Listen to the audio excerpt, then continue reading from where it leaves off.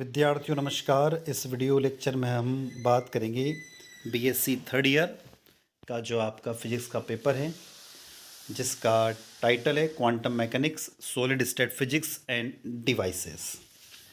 विद्यार्थियों, इस video lecture के माध्यम से बीएससी थर्ड ईयर का माइनर और इलेक्टिव विषय जो कि मध्य प्रदेश में लागू नई शिक्षा नीति के अनुसार है, उसके हम महत्वपूर्ण प्रश्नों को इस वीडियो के माध्यम से देखने वाले हैं। तो जिन विद्यार्थियों ने फिजिक्स को माइनर या इलेक्टिव विषय के रूप में चुना है, आप अच्छे से जानते हैं कि फिजिक्स का जो पेपर होगा वो टोटल 100 मार्क्स का होता है। 70 नंबर का पेपर यूनिवर्सिटी के द्वारा लिया जाता है और 30 नंबर का जो पेपर होगा वो इंटरनल असेसमेंट यानी सीसीई के माध्यम से आपके कॉलेज में आपके प्राध्यापक द्वारा लिया जाता है।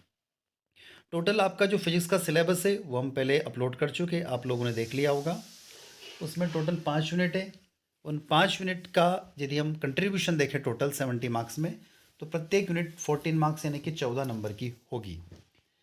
अब इन यूनिट्स का 5 यूनिट्स के क्वेश्चनों को हम 1 बाय 1 डिस्कस करते हैं। विद्यार्थियों, आपका जो सिलेबस है उसकी यूनिट फर्स्ट जो दी हुई है उसका नाम है इंट्रोडक्शन टू क्वांटम मैकेनिक्स या क्वांटम यांत्रिकी का परिचय। क्वांटम यांत्रिकी का जो परिचय, उसमें आपको कौन कौन से प्रश्नों को पढ़ना आवश्यक है। पहला प्रश्न दिया हुआ है, चंद्रशेखर वेंकट रमन की जीवनी एवं उनके योगदान पर प्रकाश डालिए। Explain the biography and contribution of Chandrashekhar Venkata Raman. प्रश्न क्रमांक दूसरा जो आपको पढ़ना अति आवश्यक है वो है, चिरसम्मत यांत्रिकी की सीमा प्रदर्शित करने वाले सैद्धांतिक तथा प्रायोगिक निष्कर्षों की विवेचना कीजिए। चिरसम्मत यांत्रिकी किस तरह अपर्याप्त सिद्ध हुई है। क्वांटम यांत्रिकी द्वारा इन किन परिस्थितियों में प्रयोगों से प्राप्त निष्कर्षों की विवेचना की गई है, उदाहरण सहित समझाइए। प्रश्न क्रमांक 3 दिया हुआ है, विकिरण ऊष्मा एवं उत्सर्जित प्रकाश के स्वरूप का चिंतन ही क्वांटम सिद्धांत का मूल आधार है। इस स्टेटमेंट को आप समझाइए। प्रश्न क्रमांक 4, परमाणु संरचना के क्रमिक विकास में ऊर्जा की नवीन अभिधारणा यानी क्वांटम का समावेश किस प्रकार हुआ है, समझाइए। प्रश्न क्रमांक 5, द्रव्य तरंग क्या होती है, what is matter wave. De Broglie परिकल्पना का उल्लेख कीजिए, mention the de Broglie hypothesis, तथा समझाइए कि इसका प्रायोगिक सत्यापन किस तरह से किया जाता है। And explain how it's experimental verification is done.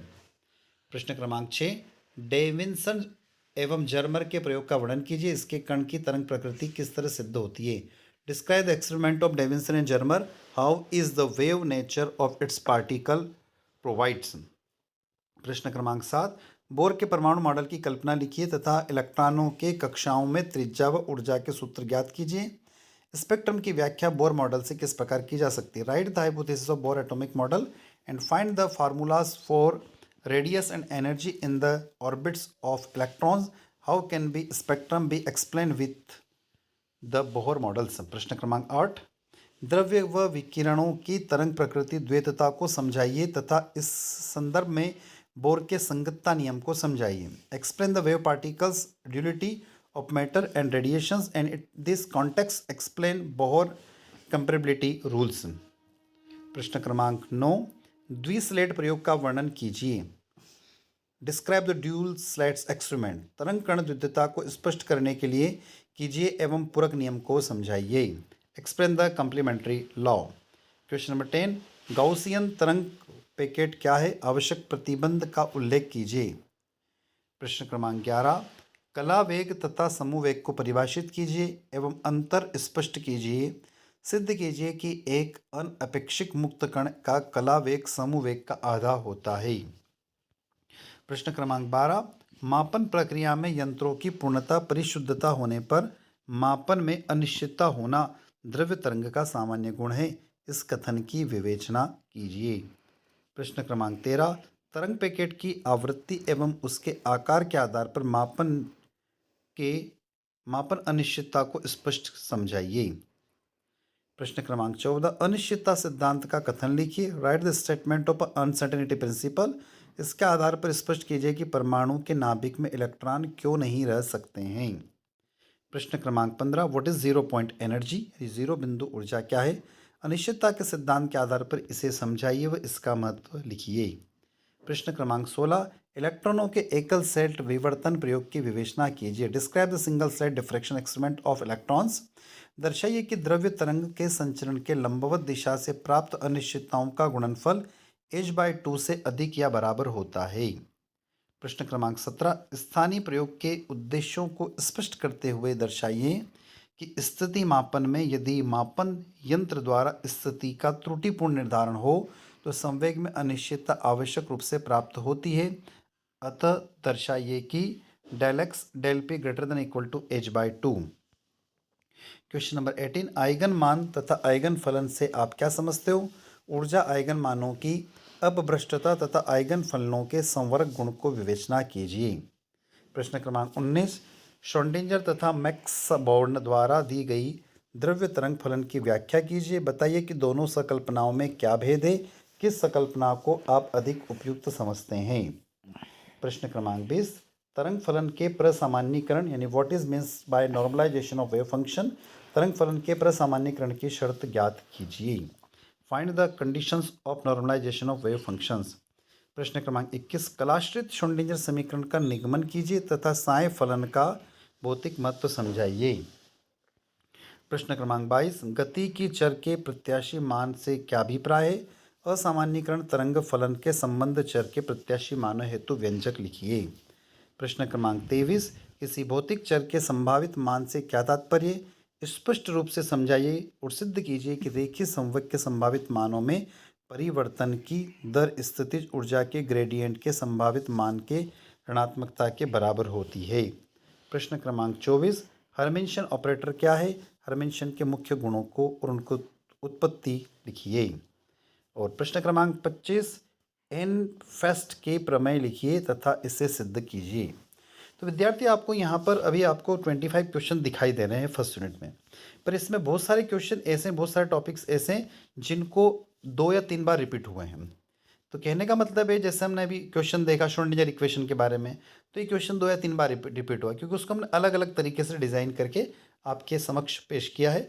तो आपको इन 50 प्रश्नों को याद करना है, ठीक है। सॉरी 25 क्वेश्चन है फर्स्ट यूनिट में, इन 25 क्वेश्चन को एक बार जरूर रीड आउट करना है, पढ़ना होगा।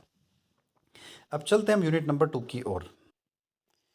यूनिट नंबर 2 का जो टाइटल है application of quantum mechanics and atomic structure, यानी क्वांटम यांत्रिकी के अनुप्रयोग एवं परमाणु संरचना। इसका प्रश्न क्रमांक 1 दिया हुआ एक मुक्त कण यानी v इक्वल टू 0 के लिए श्रोडिंगर तरंग समीकरण लिखिए तथा इसे हल कीजिए। सिद्ध कीजिए कि मुक्त कण की ऊर्जा मान सतत होते हैं। Write the Schrodinger wave equation for a free particles v equal to 0 and solve it. Prove that the energy value of free particles and are continuous. Question number 2, एक बॉक्स में बंद कण के लिए श्रोडिंगर तरंग समीकरण की सहायता से आइगन फलन प्राप्त कीजिए तथा सिद्ध कीजिए कि कण की ऊर्जा के आइगन मान विभक्त होते हैं। प्रथम 3 अवस्थाओं के तरंग फलन तथा अवस्था घनत्व के आरेख खींचिए। क्वेश्चन नंबर 3, ई ऊर्जा का एक कण v0 ऊंचाई वाले विभव सीढ़ी पर आपतित है। A particle of energy is included on a potential ladders of a height v0. Discuss the wave function of this phenomena.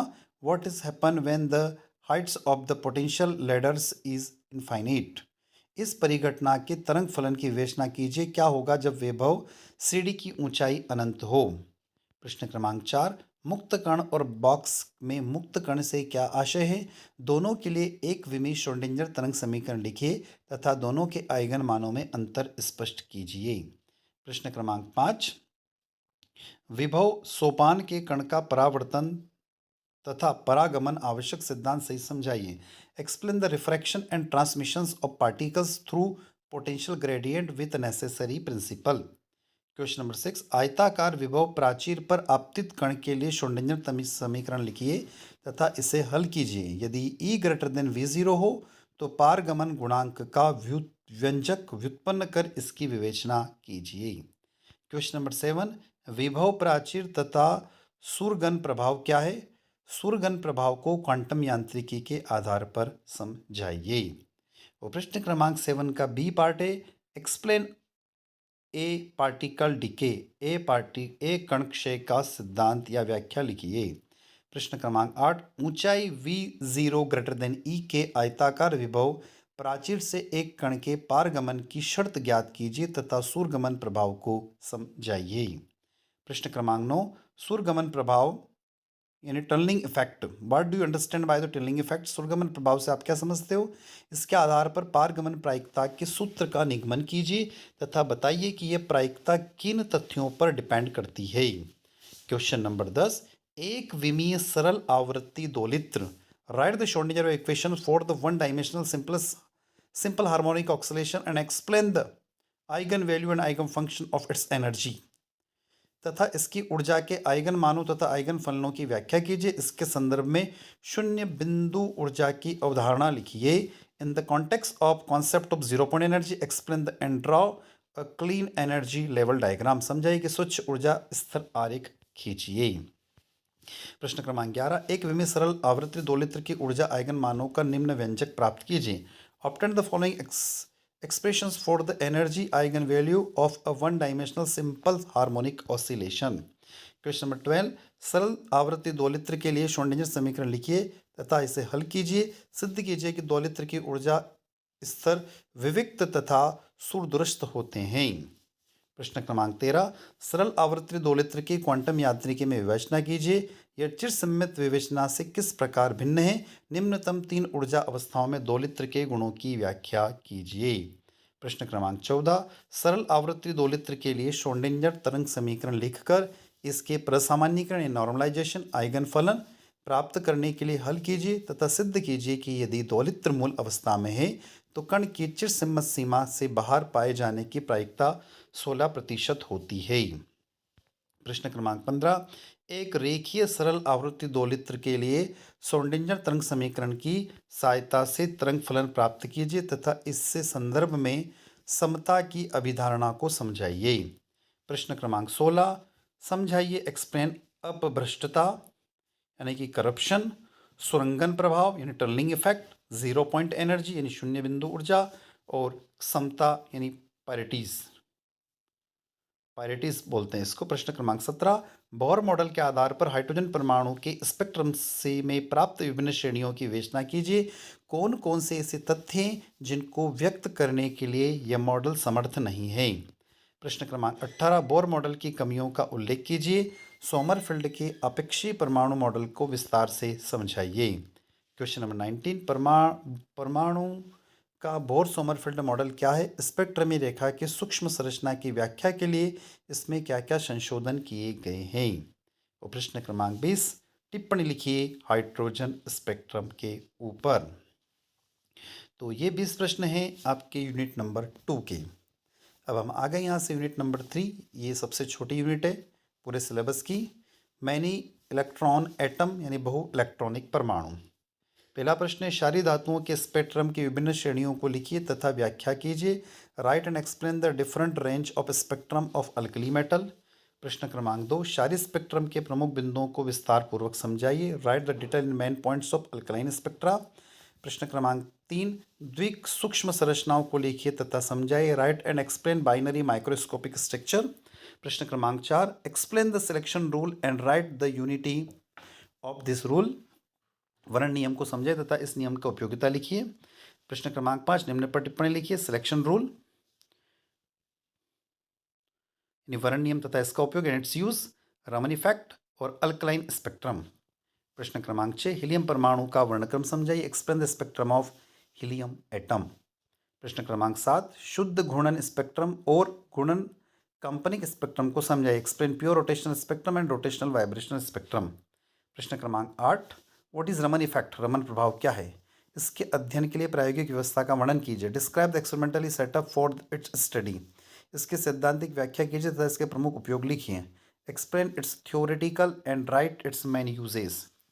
Question number 9, जीमन प्रभाव क्या है? इसके अध्ययन के लिए प्रायोगिक व्यवस्था का वर्णन कीजिए। What is जीमन effect? Describe the experiment setup for its study. Question number 10, P कक्ष में इलेक्ट्रॉनों के कुल कोणीय संवेग क्वांटम संख्या जे में क्या क्या समान संभावित है? प्रश्न क्रमांक 11, संपूर्ण कक्षीय क्वांटम संख्या एल को समझाइए। Explain the complete orbital quantum number L. तो विद्यार्थियों, ये था आपकी यूनिट नंबर 3, जो भी हमने कहा था कि सबसे छोटी यूनिट है पूरे सिलेबस की। तो आप मेरे साथ इन डॉक्टर दीपक कुमार शर्मा के साथ आपके अपने YouTube platform chemistry bye D Sharma पर जुड़े हुए हैं। विद्यार्थियों, अभी तक आपने सब्सक्राइब नहीं किया है तो चैनल को सब्सक्राइब अवश्य कर लीजिए, ताकि हमें एक मोटिवेशन मिलता है और इसी तरीके से हम आपके लिए वीडियो लेक्चर बनाते रहें। बात करते हैं यूनिट नंबर 4 की, सॉलिड स्टेट फिजिक्स यानी ठोस अवस्था भौतिकी। क्रिस्टलीय तथा अक्रिस्टलीय ठोस में अंतर स्पष्ट कीजिए। Explain the difference between crystalline and amorphous solid. Question number 2, crystal की सममिति में कौन कौन से तत्व उदाहरण देकर समझाइए। What are the elements of symmetry of crystal, explain with example. Question number 3, त्रिविम लैटिस से क्या तात्पर्य, क्रिस्टलों के 7 पद्धतियों का वर्णन कीजिए। What is mean the 3 dimensional lattice, describe the 7 system of crystal. Question number 4, निम्न पदों को अर्थ को समझाइए। स्थानांतरण ग्रुप, ट्रांसफर ग्रुप, आद्य vector, elementary vector, unit cell, crystal lattice, basis and crystal structure और ब्रेविस लैटिस। प्रश्न क्रमांक 5, डिफाइन एंड एक्सप्लेन बेस यानी आधारक, मात्रक कोष्टिका यूनिट सेल, कोऑर्डिनेशन नंबर समन्वय संख्या, संकुलन गुणांक पैकेजिंग कॉफिशेंट। प्रश्न क्रमांक 6, सोडियम क्लोराइड क्रिस्टल की एकांकित सेल को समझा बनाइए तथा स्पष्ट कीजिए कि यह किस क्रिस्टल समुदाय के अंतर्गत आता है। इसके ब्रेवाइस जालक का प्रकार, मूल सदिशों की लंबाई का संबंध व अक्षों के कोणों को लिखिए। प्रश्न क्रमांक 7, draw the picture of unit cell of sodium chloride crystal, explain which crystal communities its comes under, write the types of its brevis lattice, the relation between the lengths of the root vector and the angles of the axis। Question number 7, घनाकार lattice का उदाहरण लेकर 7 घनीय फलक केंद्रित घनीय तथा अंत केंद्रित घनीय unit cell को चित्र द्वारा दर्शाइए तथा उदाहरण देकर बताइए कि कौन से पदार्थ इन संरचनाओं के क्रिस्टल बनाते हैं। प्रश्न क्रमांक 8, यूनिट सेल किसे कहते हैं। What is called unit cell. घनाकार क्रिस्टल संरचना वाले क्रिस्टलों के लिए सरल घनी, फलक केंद्रित घनी, अंत केंद्रित घनी यूनिट सेल में परमाणुओं की संख्या ज्ञात कीजिए। तो find the number of atom of the simple cubic face centred cubic unit cell of crystal having cubic crystal structure. Question number 9, what is means by covalent number. ससंयोजक संख्या से क्या तात्पर्य। सरल घनाकार, फलक केंद्रित घनाकार और अंत केंद्रित घनाकार। Find the covalent number of the distance between 2 consecutive neighboring atom of the simple cubic face centered cubic and centered cubic lattice। Question number 10, जालक तल क्या होते हैं। What is the lattice plane. किस तल के मिलर सूचकांक ज्ञात करने की विधि लिखिए। Explain the method of the finding Miller indices of a plane. और प्रश्न क्रमांक 10 का बी पार्ट दिया हुआ, सरल घनाकार क्रिस्टल में 100, 110 और 111 मिलर सूचक चित्रित कीजिए। Miller indices in a simple cubic crystal.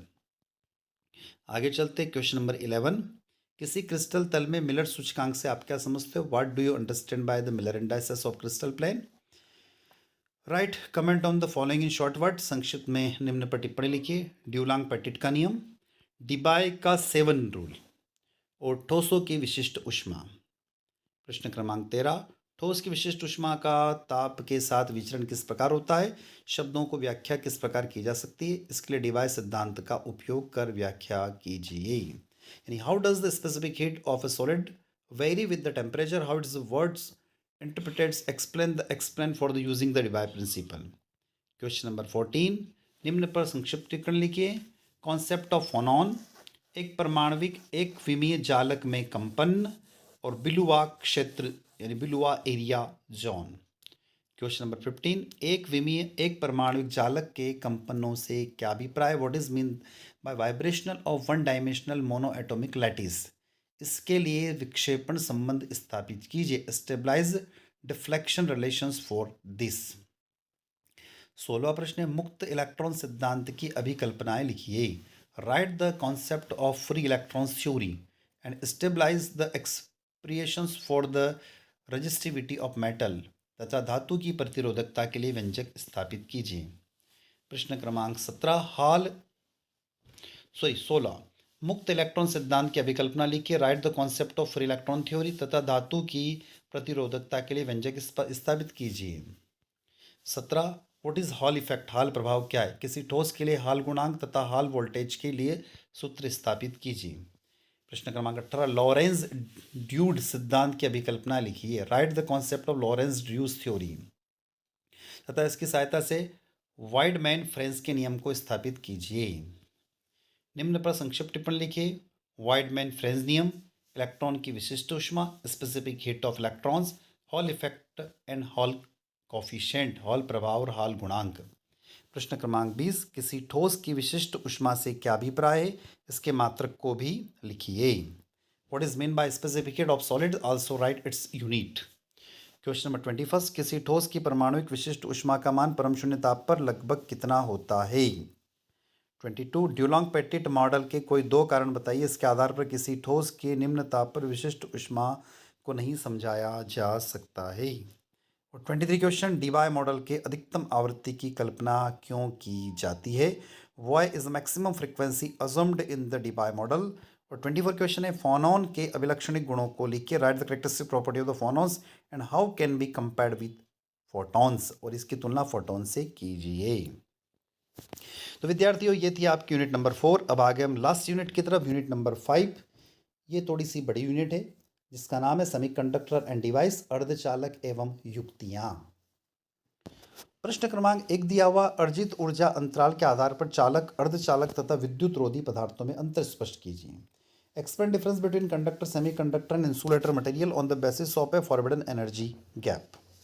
प्रश्न क्रमांक 2, निज एवं बाह्य अर्धचालकों को परिभाषित कीजिए। Define the intrinsic and extensive semiconductor and establish the expression of for the concentration of the electronic of the intrinsic semiconductor। प्रश्न क्रमांक 3, अर्धचालक परम शून्य ताप पर किस प्रकार व्यवहार करते हैं। बहुसंख्यक तथा अल्पसंख्यक आवेश वाहक बनाने की प्रक्रिया को समझाइए। How does a semiconductor behaviour eight absolute zero temperature. Explain the process of formation of majority and minority charge carrier. प्रश्न क्रमांक 4, ठोसों में बैंड किस तरह बनते हैं। How is the band form in solid. रिक्त भरे तथा आंशिक भरे बैंडों का चालन के प्रति व्यवहार को समझाइए। Explain the behaviour of the empty filled and partially filled bands towards conductions. प्रश्न क्रमांक 5, आंतर या शुद्ध अर्धचालक से आप क्या समझते हो। What do understand by the intrinsic and pure semiconductor. Explain the phenomena of electrical conductor in this on increasing the temperature of the conductivity increases why. प्रश्न क्रमांक 6, फर्मी ऊर्जा से क्या तात्पर्य। What is mean by the Fermi energy. सिद्ध कीजिए कि आंतर अर्धचालक में फर्मी स्तर वर्जित ऊर्जा अंतराल के ठीक मध्य में होते हैं। प्रश्न क्रमांक 7, शुद्ध अर्धचालक में इलेक्ट्रॉनी होल सांद्रता के लिए व्यंजक प्राप्त कीजिए। सिद्ध कीजिए कि ऊष्मीय संतुलन में इलेक्ट्रॉन तथा होल घनत्व का गुणनफल फर्मी स्तर पर निर्भर नहीं करता है।